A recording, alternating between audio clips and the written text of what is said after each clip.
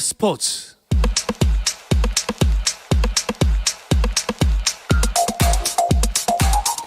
금요일 저녁의 축구 이야기 축구장 가는 길 시작합니다. 스포츠조선의 박찬준 기자, 서호정 축구 전문 기자와 함께하겠습니다. 두 분 어서 오십시오. 안녕하세요. 안녕하세요. 반갑습니다.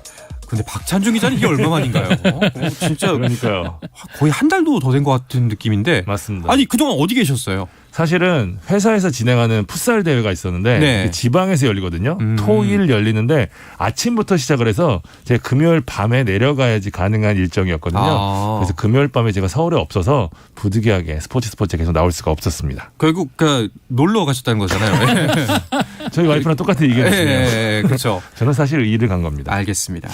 근데 이제 좀 자주 보시면 좋을 것 같은데 월드컵 출장 또 가시죠? 맞습니다. 다음 달 14일에 대표팀과 같은 일정으로 카타르행에 나서거든요. 그 전까지 열심히 나와서 털도록 하겠습니다. 알겠습니다. 잘 부탁드리겠습니다. 자, 이제 어느새 월드컵 출장 이야기가 솔솔 나올 정도로 월드컵이 정말 가까워졌습니다. 한 달 앞으로 다가왔는데요. 축구 기자분들은 이렇게 빅 이벤트가 다가오면 어때요? 좀 설레는 마음이 큰가요? 아니면 부담스러운 마음이 더 큰가요? 솔직히 이제는 네. 일의 개념이기 때문에 조금은 우려스럽다라고 얘기를 해야 될 건데, 근데 또 다른 방향으로 생각하면은 기대가 된다고 표현할 수 있는 게 네. 어쨌든 이 한국 축구가 처음으로 한 감독 체제로 지금 4년을 다 보내고 이제 마지막 무대로 가지 않습니까? 이 체제 이런 방식의 선택이 과연 어떤 결과를 낳을지 이게 어떻게 보면 앞으로의 한국 축구의 또 방향에 중요한 의제가 될 수도 있을 것 같아서 어떤 결과가 나올지 기대가 됩니다. 박찬준 기자 어떠세요? 저는 이번에 제가 축구 기자가 되고 처음으로 월드컵 현장에 가는 거거든요. 네, 제가 10년 넘게 만에 처음 가는 건데 이번에 그 한 해를 풀 것 같아서 네. 풀 수 있게 돼서 벌써부터 크게 설레고 저는 개인적으로 좀 느낌이 좋거든요. 네. 그래서 이제 조금 더 설레는 마음이 있는 것 같아요. 근데 아시죠? 이렇게 설레하면은 집사람 분은 놀러 가는 줄 안다는 거. 근데 이번에 지금 들려오는 얘기가 카타르 월드컵이 워낙 제재가 많아가지고 맞습니다. 예. 제가 갈 때는 가서 우리 박찬준 기자 일만 엄청나게 하고 올 것 같습니다. 그렇죠. 미소는 일단 거두시고. 네. 알겠습니다. 표정 관리 잘해야 됩니다. 너무 지금이. 힘들다고 하겠습니다. 알겠습니다. 자, 오늘 벤투는 이 시점에서 카타르 월드컵에 나설 국내파 명단을 공개했죠. 네. 이제 11월 11일에 이제 국내에서 출정식을 겸하는 평가전을 치르게 되는데요. 다 이제는 많이들 아시겠지만은 이번 월드컵이 유럽 축구 시즌 중에 열리는 사상 최초의 월드컵입니다. 그러다 보니까 유럽파들이 대회 개막 일주일 전까지는 그 소속팀에서 경기를 계속을 해야 됩니다. 네. 우리 같은 경우에는 손흥민 선수, 황희찬 선수, 황인범 선수 이런 선수들, 황의조 선수가 오지를 못한다는 얘기죠. 그래서 이제 그 선수들 없이 11월 11일까지 경기와 훈련을 소화할 선수들을 발표했는데요. 골키퍼는 김승규, 조현우, 송범근, 구성윤 선수고요. 수비수는 김영권, 김태환, 권경원, 조유민, 박지수, 이상민, 윤종규, 김문환, 김진수, 홍철, 박민규. 미드필더는 정우영, 백승호, 김진규, 송민규, 손준호, 권창훈, 고승범, 나상우, 엄원상, 양현주 선수입니다. 공격수는 조규성 선수 그리고 오현규 선수가 오늘 발표된 명단에서는 깜짝 선발이라고 할 수 있겠네요. 이 명단에서 그렇다면 가장 주목해볼 선수는 역시 오현규 선수인가요? 어떻게 생각하세요? 맞습니다. 사실상 기존 멤버들이 거의 다 부름을 받았거든요. 네. 딱 한 명만 새 얼굴인데 그게 바로 서호정 기자가 얘기한 오현규입니다. 후반기 지금 최고의 스트라이커라는 평가를 받았던 오현규 선수가 소집이 되면서 공격진에 좀 어떤 변화가 생길지 좀 주목이 되고요. 또 하나 지난 명단에 이어서 다시 한번 이름을 올린 양현준 선수. 사실 벤투 감독이 한 번 소집을 한 다음에 훈련을 거쳐서 만약에 자기 스타일이 아니면은 절대 안 뽑는 그런 유형인데 네. 다시 선발을 했다는 거는 이 선수에게 어느 정도 가능성을 봤다는 얘기거든요. 그렇다면 양현준 선수가 또 2선 공격수 게다가 또 26명으로 늘어났기 때문에 젊은 선수들한테 또 경험을 주는 차원에서 발탁할 수 있는 여지도 좀 분명히 있거든요. 네. 양현준 선수의 발탁 여부도 좀 주목을 해야 될 것 같습니다. 자, 그렇다면은 이 명단 중에서 몇 명이나 최종 엔트리에 들 수 있는지도 좀 궁금할 것 같아요. 네, 사실 이런 부분들은 이번에 소집되지 못하는 유럽파들의 숫자를 감안해 보면은 대충 윤곽이 나오긴 하는데, 근데 여러 변수가 여전히 남아 있습니다. 네. 유럽파들은 이제 시즌을 격한 경기들을 소화하고 있기 때문에 부상에 대한 위험 노출도 있을 수가 있고요. 또 벤투 감독이 지난 9월 치렀던 평가전 일정까지 좀 완벽한 해답들을 찾았다기보다는 여전히 몇 가지 오답을 남겨놓고 있는데 거기에 대한 최종 테스트가 이번 소집 기간 동안의 훈련 그리고 11월 11일에 경기가 되지 않을까 싶고요. 이제 이 경기가 끝나고 나서 출국하기 하루 전 벤투 감독이 직접 기자회견을 열고 최종 엔트리 26명을 발표하게 됩니다. 네. 뭐 이제 마지막 평가전을 치른 후에 이제 최종 엔트리 발표가 되는 거죠? 그렇습니다. 네, 그렇죠. 라인업은 크게 다르지는 않을 것 같다는 예측이 많던데요. 맞습니다. 예. 벤투 감독 그동안 스타일을 다들 이제 아시잖아요. 예. 네. 지금 한두 자리 정도를 제외하면 거의 다 결정이 난 상황이고 서정 기자가 얘기한 대로 결국 막판 부상 그리고 26명으로 늘어난 것에 따라 포지션별로 어느 쪽에 좀 더 그 배치를 하느냐 이 정도가 변수가 될 것으로 보이고요. 벤투는 결국에는 이제 12일 엔트리를 꾸린 후 14일에 격전지인 카타르를 떠나게 됩니다. 그 부상 말씀하셨는데 무엇보다도 지금 이 시점 아까 또 그 시즌 중에 펼쳐지는 월드컵이기 때문에 가장 중요한 게 부상 관리가 아닐까 싶어요. 네, 모든 스포츠는 언제나 부상 위험에 노출돼 있죠. 경기가 아니더라도 훈련 중에 또 부상이 발생할 수도 있고요. 네. 4년 전을 생각해 본다면은 그때 이제 신태용 감독이 정말 많은 부상 변수들로 인해서 스트레스를 많이 받았습니다. 그때 못 갔던 대표적 선수들이 김민재, 김진수, 권창훈 뭐 이런 선수들 주축 선수들이 빠지면서 마지막에 엔트리 구성조차도 힘들었었는데 이런 부분에 대한 것까지도 감안을 하고 이제 벤투 감독이 풍부한 숫자를 이번에 선발을 했다고 보여집니다. 네, 알겠습니다. 무엇보다도 정말 무사히 이 남은 일정을 잘 치러내길 바라는 마음입니다. 자, 그렇다면 이어서 K리그 1 울산의 우승 이야기도 한번 해볼까요? 지난 주말이었죠. 강원전에서 극적인 2대1 역전승을 거두면서 울산이 남은 한 경기에 상관없이 우승을 확정지었습니다. 2005년 이후 무려 17년 만에 우승이어서 더욱 감격스러웠던 우승이었습니다. 네. 자, 뭐 농담처럼 뭐 준산이다, 준우승 전문이다, 뭐 이런 얘기도 있었는데 드디어 정말 기어이 해냈습니다. 그래도 지난주에 우리가 이런 얘기 했었거든요. 혹시 모른다. 울산이기 때문에 1%, 0.1%의 가능성이라도 이변이 일어날 수도 있다라고 했는데 기어이 근데 이를 만들어냈습니다. 네, 강원 원정 경기였고 제가 지난주 방송에서도 울산이 강원을 상대로 10년간 패하지 않았기 때문에 분명히 우승에 대한 느낌은 오고 있다고 했는데 막상 이제 경기에서 선제골은 강원의 몫이었습니다. 김대원 선수가 이제 페널티킥 득점을 성공시키면서 앞서 나갔을 때만 해도 현장에 있는 뭐 팬들, 취재진, 뭐 울산 구단 관계자들도 마찬가지로 혹시 설마 이게 오늘 우리가 여기서 확정을 짓지 못하는가라는 부담감이 있었을 텐데요.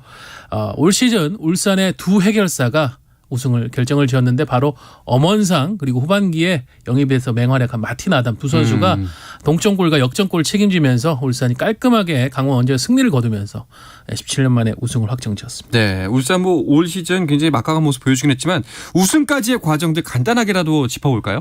울산의 가장 큰 위기는 시즌 개막 전이 아니었나 싶어요. 사실 이동준, 이동경, 오세훈 이 세 명의 젊은 핵심 공격수들이 한꺼번에 이탈하면서 이거 뭐야 울산 시작도 하기 전에 이게 좀 불안할 수도 있겠는데 이야기 들었는데 기우였습니다. 울산은 이제 김영권, 이규성, 아마노준 그리고 레오나르도가 가세하면서 울산식 빌드업 축구가 더욱 세밀해졌고요. 초반부터 승점을 쌓으면서 독주를 이어갔습니다. 시작부터 끝까지 1위를 놓치지 않고 질주했다는 점이 가장 높은 점수를 받아야 되는 부분이 아닌가 싶고요. 물론 중간중간 위기도 있었지만 홍명보 감독을 비롯한 이 특유의 원팀 정신이 잘 발휘가 되면서 고비를 넘었고 결국에 우승까지 차지하게 됐습니다. 네. 2위 전북이 계속해서 추격을 놓지 않았는데 딱 하나가 아쉬웠어요. 그렇습니다. 뭐 파이널 라운드에서의 맞대결이었었죠. 그때도 이제 전북이 울산 원정을 나서가지고 바로 선수의 선제골로 앞서 나갔고 뭐 거의 후반 이제 추가 시간 돌입까지도 1대0으로 리드를 하고 있었지만 그 7분의 기적이라고 지금 울산 팬들은 드라마로 여기고 있는데 그 사이에 이청용 선수가 이끌어낸 페널티킥 그리고 마지막 마틴 아담 선수의 헤더 역전골이 터지면서 이제 거기에서 우승이 가려졌고요.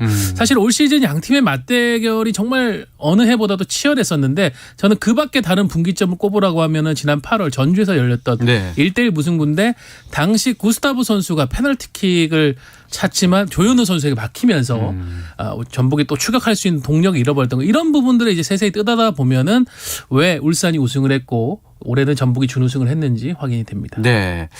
자, 우승도 뭐 이제 화제였지만 우승 세레머니 도중에 찍힌 몇 가지 장면들이 또 화제였습니다. 최고의 신스털러는 역시 서령우 선수였는데요. 네.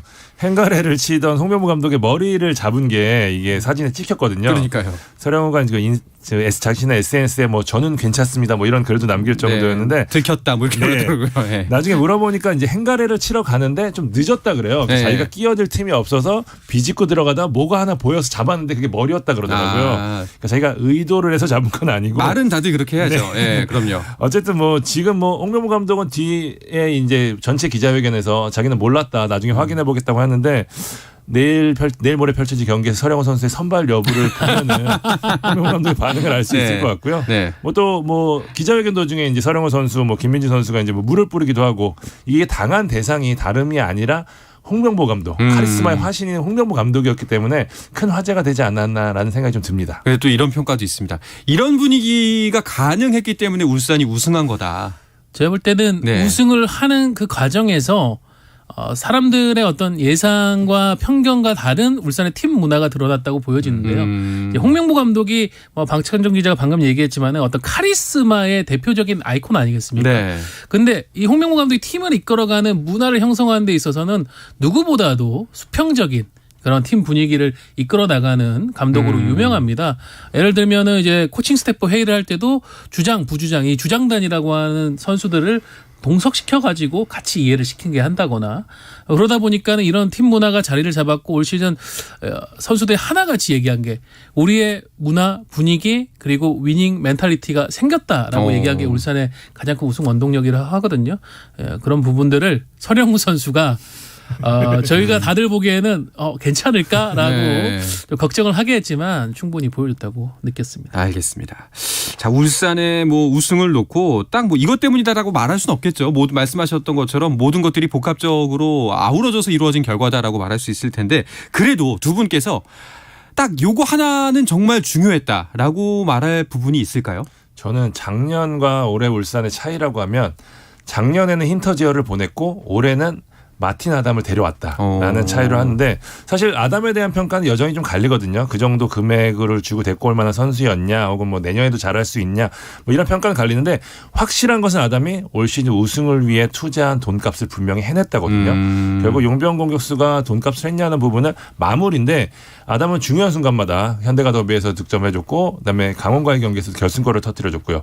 경기에 모든 팬들의 이목이 집중되고 있습니다. 네. 자, 그런데 서울이 9위, 수원 삼성이 12위 이런 이 두 팀이 승강 플레이오프의 가능성이 있다는 게 참 좀 생소한 그림이에요.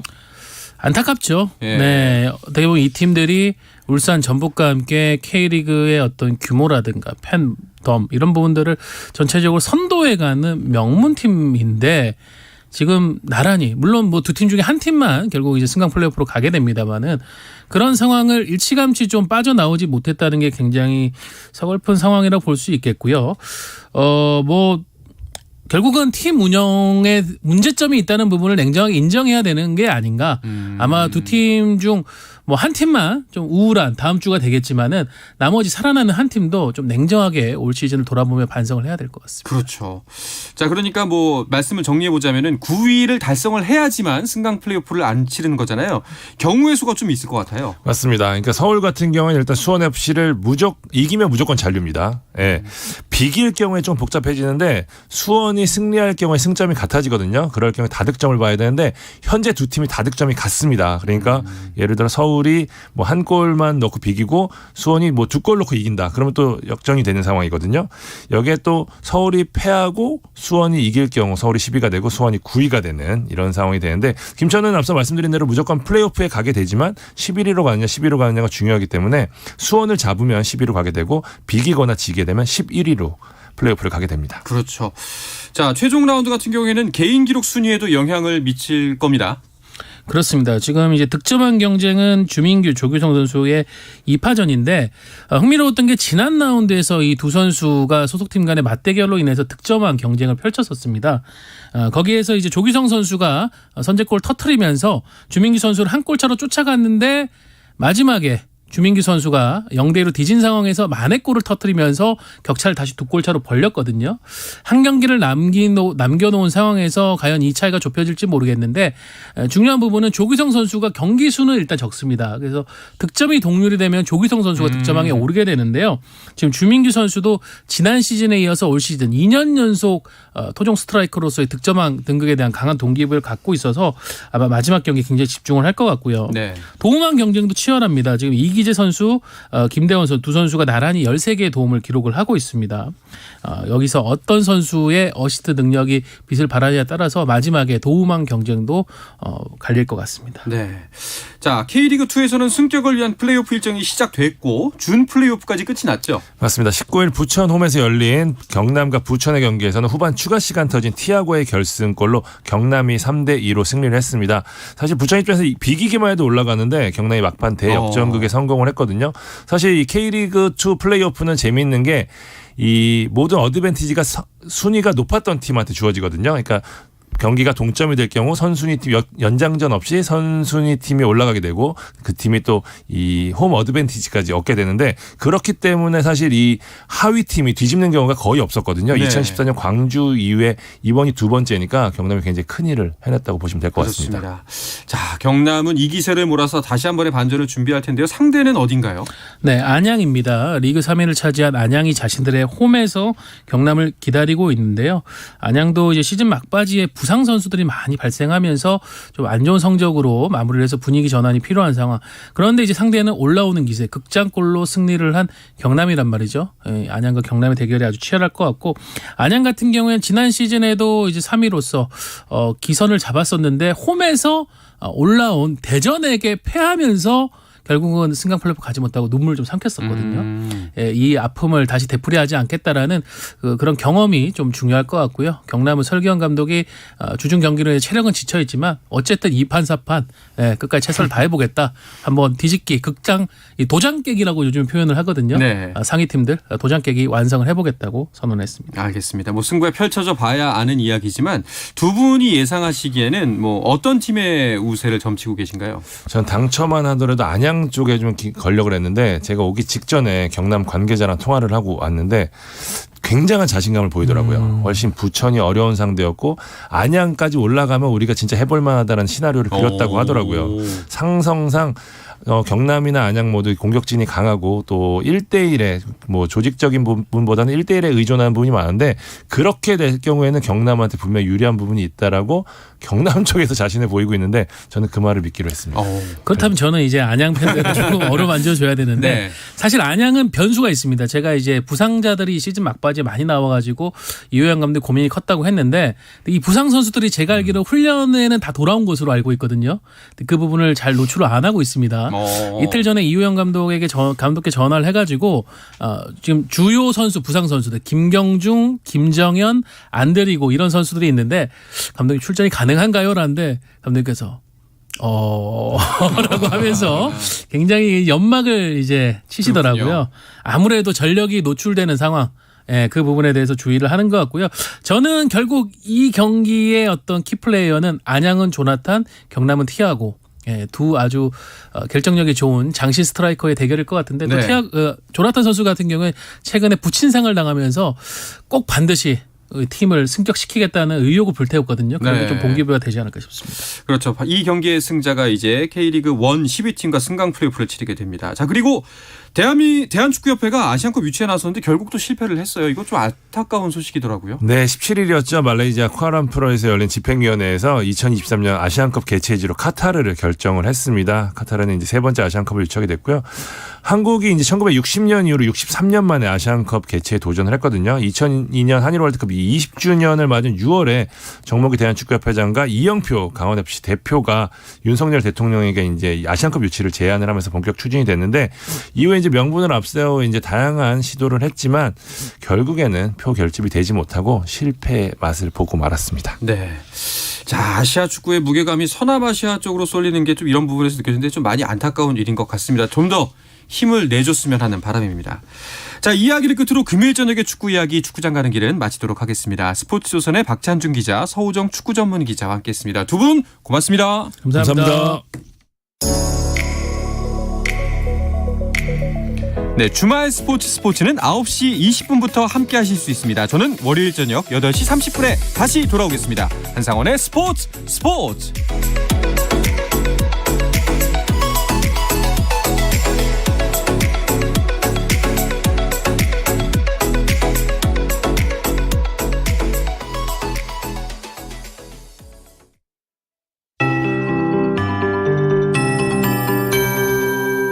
KBS 58분 날씨.